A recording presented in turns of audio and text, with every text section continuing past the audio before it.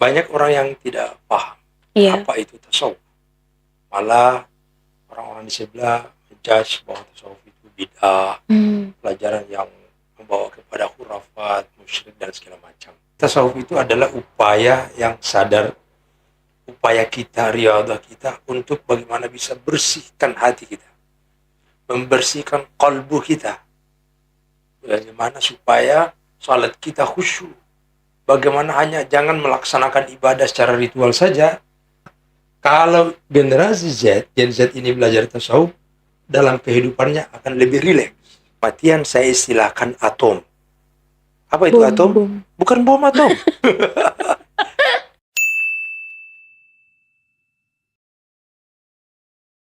Assalamualaikum warahmatullahi wabarakatuh. Kembali lagi di podcast Jalur 9. Hari ini kita akan berbicara tentang tasawuf, tentunya tasawuf bagi kalangan muda. Nah, di akhir-akhir ini kita sering mungkin mendengar banyak hal bahwa kita sedang berada di era yang serba ambiguitas. Bahkan di sama-sama sekarang orang sering berbicara soal kesehatan mental. Itu mungkin disebabkan banyak yang menduga bahwa itu semua disebabkan karena adanya teknologi. Semua orang sekarang sibuk bekerja, berada di posisi rasionalitas. Nah, barangkali tasawuf ke depan akan menjadi salah satu rekomendasi. Untuk membahas hal itu kita tentu kedatangan seorang narasumber yang juga ahli tasawuf. Beliau adalah Kiai Muda Ahmad Multasam. Beliau juga adalah cucu Imam Lapeo, yang tentu kita paham bahwa ketika berbicara soal tarekat, berbicara soal tasawuf, maka salah satu rujukannya itu adalah Imam Lapeo, dan juga sebagai ketua matan di Sulawesi Barat. Nah, langsung saja kita mungkin sapa. Assalamualaikum Kak Multasam. Waalaikumsalam warahmatullahi wabarakatuh. Ya, jadi di tengah-tengah kesibukannya yang sebentar lagi akan berangkat ke Mesir, beliau kemudian menyempatkan waktu untuk bersama-sama di sini dengan kita berbagi terkait dengan tasawuf. Bagaimana keadaan Kak? Alhamdulillah sehat walafiat. Iya, alhamdulillah. Nah, berbicara soal tasawuf Kak, kalau saya misalnya di generasi muda ini, saya sendiri terus terang tidak terlalu memahami tentang tasawuf itu. Mungkin bisa dijelaskan sedikit saja, mungkin yang bisa menggambarkan tentang tasawuf itu. Ya, terima kasih. Yeah. Sebelum lanjut, saya secara pribadi mengapresiasi dengan adanya podcast Jalur 9 ini. Dan semoga ini menjadi wadah media menyampaikan ilmu-ilmu agama, Amin. ilmu-ilmu yang terkait ilmu akidah, ilmu-ilmu syariat, dan ilmu-ilmu ihsan atau ilmu tasawuf. Menarik, apalagi tema kali ini bicara tentang tasawuf. Tidak banyak kasus-kasus saya temu di lapangan, bahkan lebih spesifik seperti apa yang disampaikan tadi. Banyak orang yang tidak paham apa itu tasawuf. Malah orang-orang di sebelah menjudge bahwa tasawuf itu bid'ah, pelajaran yang membawa kepada khurafat, musyrik dan segala macam. Inilah pentingnya kemudian kita memahami konsep tasawuf itu seperti apa. Tentu sebelum jauh kita membahas tentang tasawuf, harus kita paham dulu akar kata, apa terminologi dari tasawuf itu sendiri. Yang paling masyhur di antara kajian-kajian tentang tasawuf itu, ada yang berpendapat bahwa tasawuf itu berasal dari kata safa. Safa itu bersih, suci. Artinya tasawuf itu adalah usaha atau riadah kita bagaimana mensucikan hati, bagaimana membersihkan kalbu kita. Itu dari segi pertama. Biar ya saya bahas sedikit-sedikit aja ya. Tapi ada pendapat yang mengatakan bahwa tasawuf itu asal katanya dari kata sufa. Apa itu sufa? Sekelompok sahabat yang hidup dan tinggal di emperan Masjid Nabawi pada waktu itu. Nah, beberapa orang sahabat yang tinggal itulah ahli sufa, dikatakan ahli sufa. Dialah yang mendapat bimbingan langsung secara rohani, spiritualitas langsung dari Rasulullah. Ada yang mengatakan begitu. Tapi ada juga yang mengatakan tasawuf itu asal katanya, akar katanya itu dari kata saf. Apa itu saf? baris. Artinya apa? Orang yang belajar tasawuf itu akan menjadi satu barisan utama atau barisan pertama yang akan pertama di hadapan Allah Subhanahu wa taala. Saya simpulkan aja dari 5 kurang lebih persoalan-persoalan pengertian tasawuf. Jadi tasawuf itu adalah upaya yang sadar, upaya kita, riyadhah kita untuk bagaimana bisa bersihkan hati kita, membersihkan qalbu kita. Bagaimana supaya salat kita khusyuk. Bagaimana hanya jangan melaksanakan ibadah secara ritual saja, tapi tidak memahami makna atau substansi yang ada di dalam. Saya kaitkan sedikit tentang bagaimana konsep mensucikan hati, membersihkan hati atau jiwa, tazkiyatun nufus. Ada satu hadis Rasulullah mengatakan, Innallaha la yanzur ila suwarikum wala ila ajsamikum walakin yanzur ila qulubikum wa amalikum. Rasulullah sallallahu alaihi wasallam bersabda, sesungguhnya Allah itu tidak memandang suarikum itu model jasadiahmu, model zahirmu, apakah kau berotot atau tidak. Wala ila ajsamikum, tidak melihat pakaian dan tubuh. Jadi Allah itu enggak menilai itu. Tapi yang dia lihat apa? Walakin yanzur ila qulubikum wa amalikum. Yang Allah nilai itu adalah hati. Nah, inilah wilayah-wilayah kemudian ketika kita bicara persoalan qalbu, ketika kita bicara persoalan hati, para ulama sudah menulis kitab, menyusun kurikulum namanya ilmu-ilmu sufi, ilmu-ilmu tasawuf. Kalau kita kemudian memahami apa tujuan tasawuf, pengertian tasawuf, ruang lingkup tasawuf, mesti kita akan mencari ternyata untuk menemukan jati diri kita, untuk menemukan khusyuk ibadah kita, harus melalui namanya ilmu-ilmu tasawuf. Oh iya. Luar biasa sekali tadi. Mungkin penjelasannya tentang tasawuf itu singkat, tapi itu bisa sedikit memberikan pemahaman, khususnya bagi saya mungkin dan teman-teman muda yang lain. Nah, soal misalnya masuknya Islam di Indonesia itu sendiri, Kak, di Nusantara dulunya.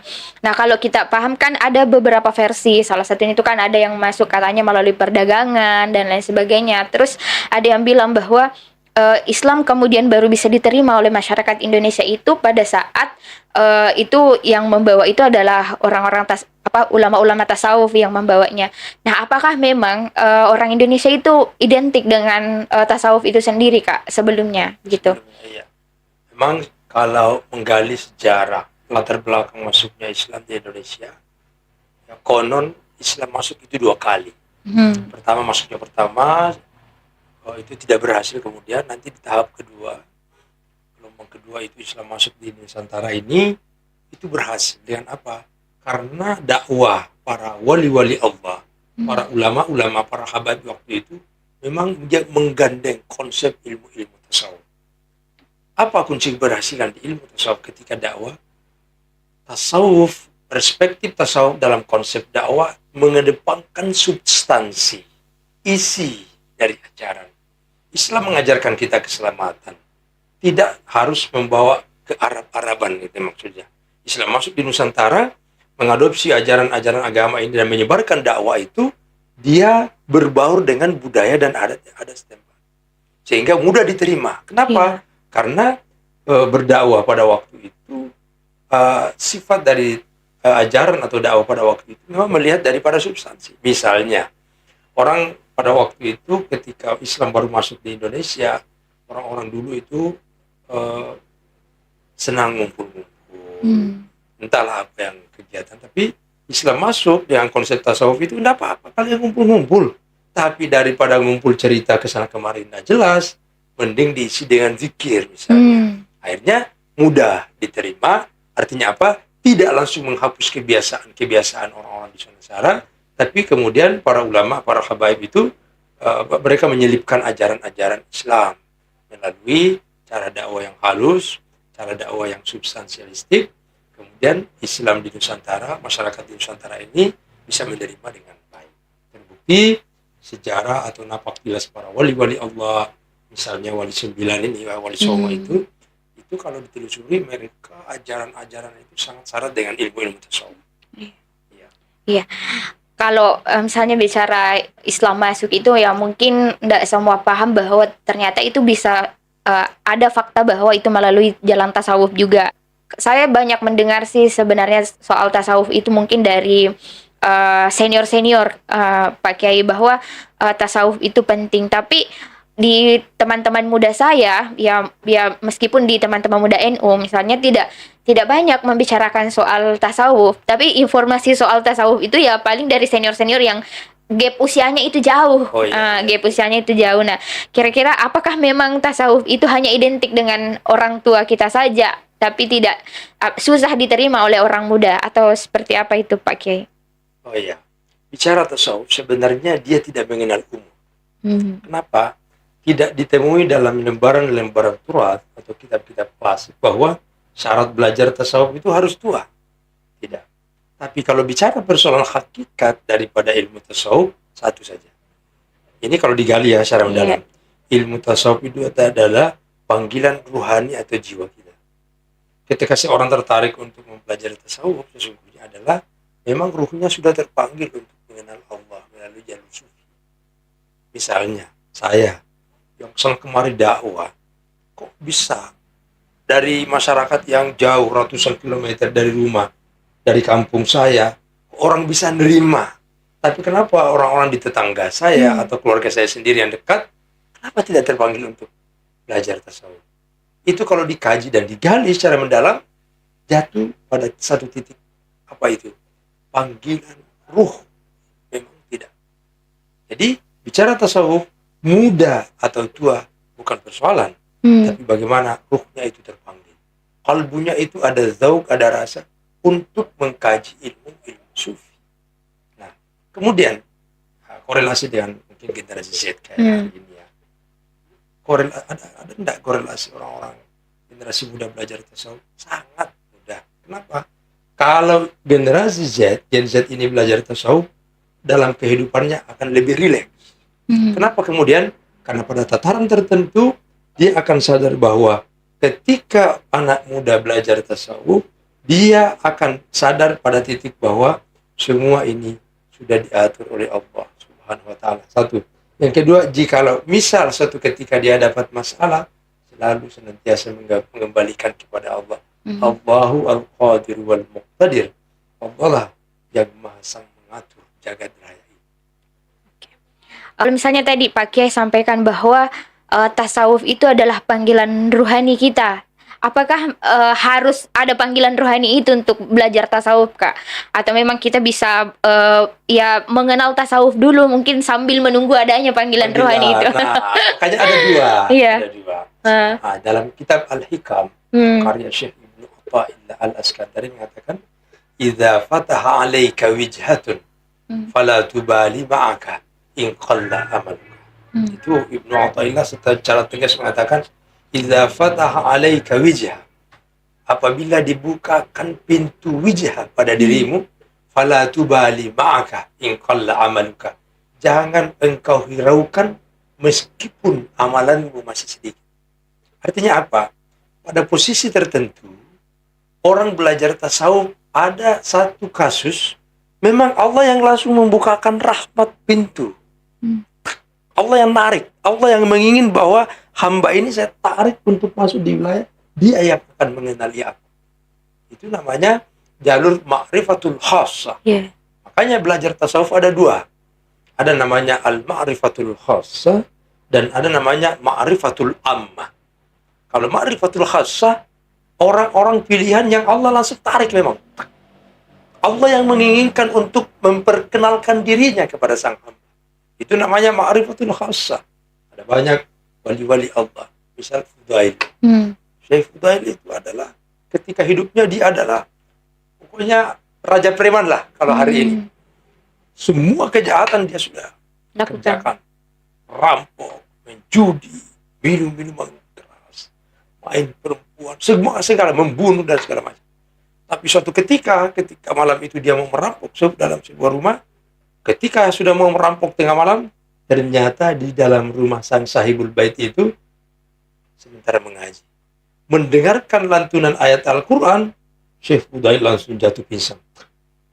Ketika bangun dari tidur, disitulah masuk ilmu-ilmu tasawuf, ilmu ma'rifat, langsung 100% menjadi seorang ulama besar. Ini tadi yang saya bilang, ma'rifatul khas, orang-orang pilihan. Tentu Al-Quran menjelaskan, yahdillah liman yasha. Allah memberikan hidayah kepada orang-orang yang hendaki. Jalur yang kedua, ada namanya al-ma'rifatul ammah. Ma'rifatul ammah seperti adik tadi sampaikan. Belajar dulu terminologi tasawuf, belajar biografi Imam Al-Ghazali, Syekh Junaid Al-Baghdadi, Abi Hasan Al-Syadzili, Syekh Abdul Qadir Al-Jilani, mempelajari pengertian ahwal, al-maqamat dan segala macam. Nah, jalur umum ini nanti ada dua lagi. Ada yang berhasil memang memahami dan tertarik untuk belajar tasawuf, ada setelah mengkaji tidak merasa apa-apa. Iya. Jadi tentu kita ini jangan menunggu hidayah, jangan menunggu rahmat dari Allah, berupaya, berniat dengan baik. Ya Allah, aku ingin belajar tasawuf untuk mendekatkan diriku kepadamu, ya Allah. Entah nanti setelah belajar masuk di wilayah khassah atau ammah, kita serahkan kepada Allah. Siapa tahu dengan memulai hari ini belajar tasawuf, besok-besok Allah dan membukakan pintu wijah pada diri kita untuk mengenal Allah dengan sebenar-benarnya. Atau juga melalui jalur ammah atau umum, belajar berbulan-bulan, bertahun-tahun, kemudian masuklah memahami konsep tasawuf itu sendiri. Sebenarnya kalau bicara seperti itu Kak, saya misalnya kan sering bicara sama teman-teman yang memang sudah bertasawuf juga. Kalau teman-teman muda itu rata-rata alasannya tidak mau bertasawuf karena bilang masih banyak dosaku begitu. Jadi harus mungkin nantilah setelah berkurang dosanya baru mau belajar tasawuf.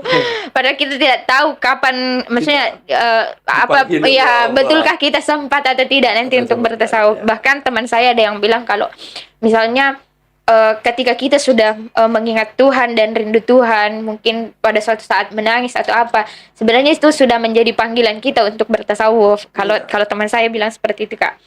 Nah, kalau misalnya sekarang ini kita kan berada di era teknologi nih, semua serba carut marut, informasi yang tidak jelas, orang diterpa hoax sana sini, orang gelisah Kak.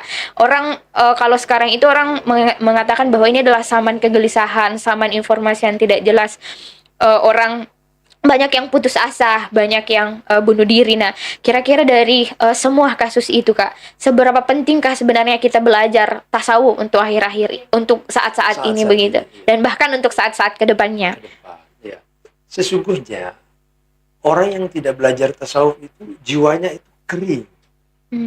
Nah, sehingga ada yang bunuh diri, putus asa, gelisah, tidak bisa menempatkan mana harapan, di mana harus berharap dan segala macam. Maka saya mengatakan justru hari ini, masa seperti ini, mulai hari ini sampai ke depan, justru tasawuf itu sangat dibutuhkan. Kenapa? Untuk menenangkan jiwa hari ini yang dimana dunia semakin cepat, globalisasi, segala macam teknologi semakin tinggi, disitulah justru dibutuhkan tasawuf. Kenapa? Untuk menenangkan diri, untuk memaknai dan memahami tujuan dan hakikat kita hidup harus benar-benar melalui ilmu-ilmu tasawuf. Makanya ini kalau bicara tasawuf, ayat yang sering saya angkat ini. Al-Quran menjelaskan, al-yawma la yanfa'ul mal walal banun illa man atallah biqalbin salim. Di akhirat nanti, di padang mahsyar nanti, tidak ada lagi manfaat, tidak ada fungsi lagi hartamu, tidak ada manfaat lagi anak cucu, kecuali yang datang menghadap kepada Allah dengan hati yang salim, hati yang bersih. Bicara hati bersih, bicara hati yang salim melalui ilmu tasawuf. Karena hanya ilmu tasawuflah kurikulumnya itu khusus bagaimana membersihkan hati. Dengan hati yang bersih, jiwa tenang, mungkin bagaimana kegelisahan hidup, bagaimana persaingan hidup hari ini yang semakin hari semakin kuat, persaingan di mana-mana, kita bisa menjadi tenang. Hari ini sangat dibutuhkan yang namanya ilmu tasawuf. Orang gelisah di luar karena ketidaktenangan batin. Jawaban Al-Quran mengatakan, ala bizikrillah tatma'innul qulub. Rasulullah mengatakan hanya dengan zikir kau bisa tenang. Jangan pikir sudah punya iPhone 14, iPhone 20 kalau perlu, tak bisa tenang itu. Atau sudah punya Alphard, sudah punya Fortuner, sudah punya Mercedes. Mercedes tidak akan mampu menenangkan hati. Malah justru puluhan kendaraanmu bisa membuat hatimu jadi gelisah. Kenapa? Al-Quran tidak mengatakan innal Mercedes, innal Alphard tatma'innul qulub. Tapi yang dikatakan adalah zikrullah. Kenapa? Kalbu pada dasarnya itu dicipta hanya satu, untuk zikir kepada Allah. Ya? Dasar dan tujuan satu-satunya diciptakan kalbu ini adalah zikrullah. Lalu apa isi zikrullahnya? Satu lafaz, yaitu Allah, Allah, Allah. Dan ini dibuktikan. Mungkin para pemirsa yang sempat nonton, silakan pegang dada Anda. Detakan jantung itu tidak tidak begitu. Detakan jantung itu justru bunyinya bagaimana? Tek, tek, tek, tek, tek, tek. Apa itu maksudnya? Maknanya adalah Allah, Allah, Allah. Itulah suara kalbu kita yang kita tidak sadari. Maka itu yang harus dikembangkan. Supaya apa? Zikir secara terus-menerus. Kalbu yang diciptakan ini bisa tidak dia zikir?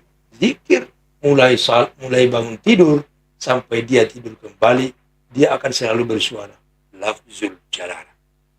Betul Pak ada ayatnya? Al-Quran menjelaskan allazina yadhkurunallaha qiyaman wa qu'udan wa ala junubihim. Orang-orang yang senantiasa zikir kepada Allah pada saat duduk, berdiri, dan berbaring. Itu yang cara dan hebatnya ulama-ulama kita dahulu. Mereka itu ketika mengajarkan zikir ilmu-ilmu seperti ini tidak langsung menyebut ayatnya, tapi mereka framing dengan bahasa sederhana sehingga mudah untuk diterima. Makanya di kalangan Mandar itu para ulama-ulama Mandar, ajaran-ajaran Imam Lapio mengkaji zikrullah, mengkaji ayat ini, beliau dengan menyebutkan istilah zikir mananungan. Orang Mandar juga biasa menyebutnya zikir tambutu, zikir yang tidak terputus. Ini tadi ayatnya, alladzina yazkurunallaha qiyaman wa qu'udan wa ala junubi. Orang yang zikir kala berdiri, duduk dan baring, bahasa sufinya zikir mananungan, zikir tambutu. Kenapa dikasih istilah? Supaya ketika audiens jamaah yang diajarkan pada waktu itu mudah dimengerti, mudah diamalkan, mudah diresap. Alangkah indahnya belajar agama ketika seperti itu, Kak. Berarti tidak dalam proses tekanan. Kan orang biasa belajar agama tertekan begitu. Nah, itu yang kemudian teman-teman muda mungkin banyak yang menghindar, Kak. Nah, apalagi sekarang kalau kita bicara soal problematika yang dihadapi oleh teman-teman muda, itu sedang marak soal kesehatan mental.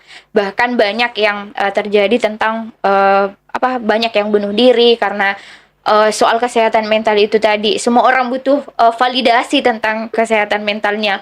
Nah, kalau tadi yang disampaikan sama Pak Kiai bahwa tasawuf itu adalah salah satu yang menjadi obatnya begitu. Nah, mungkin bisa dibagikan, Kak, zikir-zikir yang mungkin bisa diaplikasikan di teman-teman muda di rumah untuk lebih rileks begitu menghadapi tantangan zaman, teknologi, dan yang semua informasi yang sudah begitu banyak. Nah, mungkin bisa disampaikan, Kak. Oh iya, sebelum saya sampaikan mungkin model-model zikir yang sederhana aja dulu. Saya mau kasih antaran dulu bahwa untuk memudahkan kita apapun amalan yang kita laksanakan, yang paling pertama dulu kita menyadari bahwa hidup di dunia ini hanya sebentar. Mau tidak mau, cepat atau lambat, kita akan menghadap kepada Allah Subhanahu wa Ta'ala. Sering saya katakan, bicara persoalan kematian, ya, karena kita semua orang akan mati. Kullu nafsin za'iqatul maut. Semua yang namanya yang bernyawa itu akan menemukan kematian. Maka kematian saya istilahkan atom. Apa itu atom? Bom. Bukan bom atom. Kematian atom itu apa? Atom. A, anak-anak. T, tomatoa. Yeah. O, orwane. M, makundrai. Artinya Semua yang namanya manusia muda atau tua mesti mati. Laki-laki atau perempuan mesti mati. Maka kesadaran inilah yang kita mengantarkan bahwa menghadapi hidup ini harus mempersiapkan bekal di akhirat. Itu yang pertama. Yang kedua, zikir-zikir yang sederhana yang saya ingin sampaikan. Dalam konsep zikir, kita mesti punya panutan atau mursyid.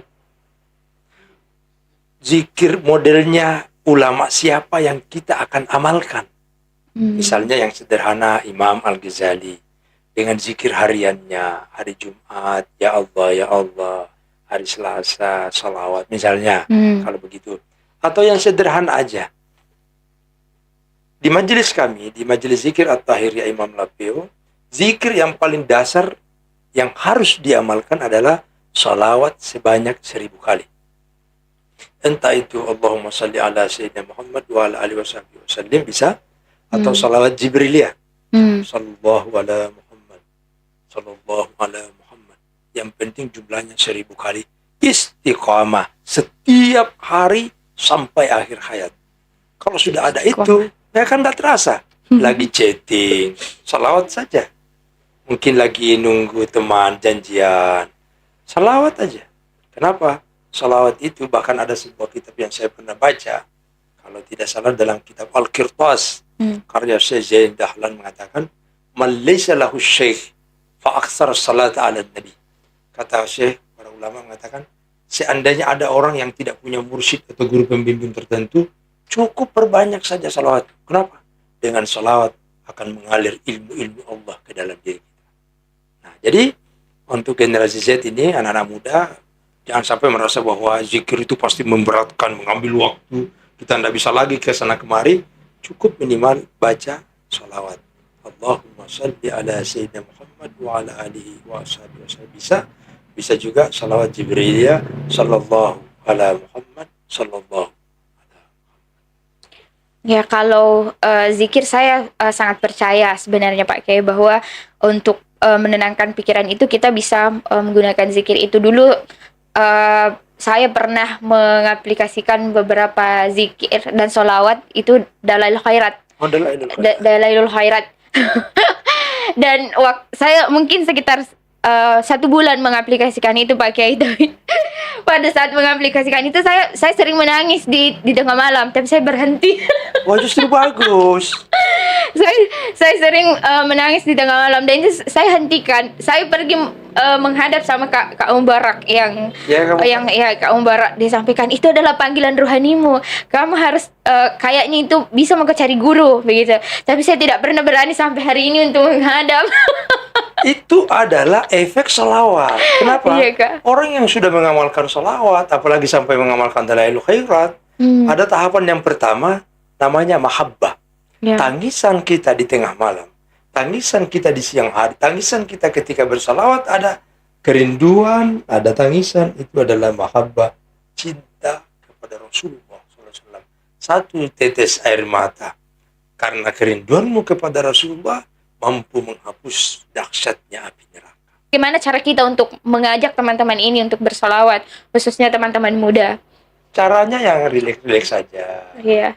Caranya menyampaikan daripada ini ngobrol, ya adalah amalan. Tapi jangan juga langsung memberatkan. Misal 1000 per hari, biar 200 saja per hari.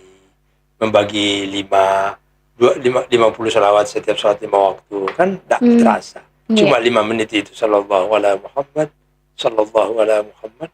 Setiap salat 5 waktu cuma 50 kan tidak terasa. Nanti 1 bulan 2 bulan kemudian ditambah lagi. Bagus sahabat, kalau kita cukupkan 1000 per hari. Itu ya. Jadi cara memberikan tugas zikir atau amalia harian itu janganlah memberatkan. Ya, supaya dengan sendirinya mereka akan menambah sendiri apa kuantitas daripada jumlah zikir itu sendiri. Oke. Nah, ada yang pernah mengatakan bahwa tasawuf itu adalah bagian dari menata diri, Pak Kiai. Apakah betul itu kita bisa menata diri dengan bertasawuf? Iya.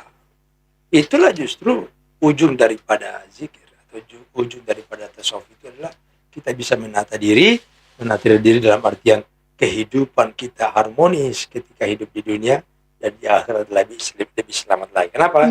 Kita akan hidup secara proporsional. Bahwa Allah menciptakan kita di dunia ini bukan untuk apa? Wa ma khalaqtul jinna wal insa illa liya'budun. Tiadalah aku mencipta jin dan manusia kecuali apa? Untuk mengenalku. Kalau secara umum untuk menyembah Allah. Tapi para mufassirin ahli sufi mengatakan liya'budun ay liya'rifun. Allah menciptakan jin dan manusia kecuali untuk mengenal Tuhannya. Kenapa? Hanya dengan mengenal Tuhan engkau benar-benar bisa berjumpa dengan Allah di akhirat nanti. Kenapa? Puncak capaian ibadah seorang hamba bukan surga. Ya. Puncak sholat kita, puncak zakat, haji dan umrah kita, jangan mikir surga. Tapi puncak capaian kita adalah ingin berjumpa sang pencipta surga, yaitu Allah Subhanahu wa ta'ala. Perbandingannya, ambil satu jarum, celupkan ke dalam lautan. Air yang tersisa di jarum itu adalah nikmat surga. Tapi sisa lautan samudra itu adalah nikmat ketika berjumpa dengan Tuhan. Masih mau mikir surga? Ya kan? Iya. Nah, makanya itu para ulama mengatakan orang yang mengenal Allah dengan hakikat ma'rifatnya, lam yashtaq bil jannati bil akhirah. Dia tidak rindu lagi kehidupan surga, tapi yang dia rindukan adalah yang menciptakan surga, Allah Subhanahu wa ta'ala. Barangkali bisa diberikan salah satu faedah salawat-salawat lah yang bisa diamalkan oleh penonton Jalur 9 di rumah yang ya mungkin itu bisa dijadikan sebagai pegangan Pak Kiai. Nah, pada kesempatan ini saya akan berikan satu amalia. Dalam sebuah riwayat dikatakan Rasulullah berpesan, siapa yang mengamalkan salawat Jibriliyah setiap hari istiqamah sampai akhir hayatnya, maka ruhnya tidak akan berpisah dari jasadnya sebelum aku hadir di sampingnya dan aku antar ruhnya menghadap Allah Subhanahu wa ta'ala. Salawat Jibriliyah itu sallallahu ala Muhammad, sallallahu ala Muhammad. Cukup ini diamalkan setiap hari, apa itu 100 per hari, 500 per hari, 1000 per hari, istiqamah sampai akhir hayat kita. Janji Rasulullah SAW, aku akan hadir pada saat dia sakratul maut dan aku antar ruhnya menghadap Allah Subhanahu wa ta'ala. Begitu mulianya amalan zikir daripada salawat Jibriliyah. Ya, terima kasih banyak Pak Kiai sudah menyempatkan waktu, dan saya pikir apa yang disampaikan tadi itu sangat bermanfaat bagi penonton dan khususnya juga bagi saya. Dan ya mungkin kita akan masih bertemu di video-video yang lain Pak Kiai, dan begitu juga dengan teman-teman penonton Jalur 9. Sampai jumpa kembali di video-video Jalur 9 selanjutnya. Assalamualaikum warahmatullahi wabarakatuh.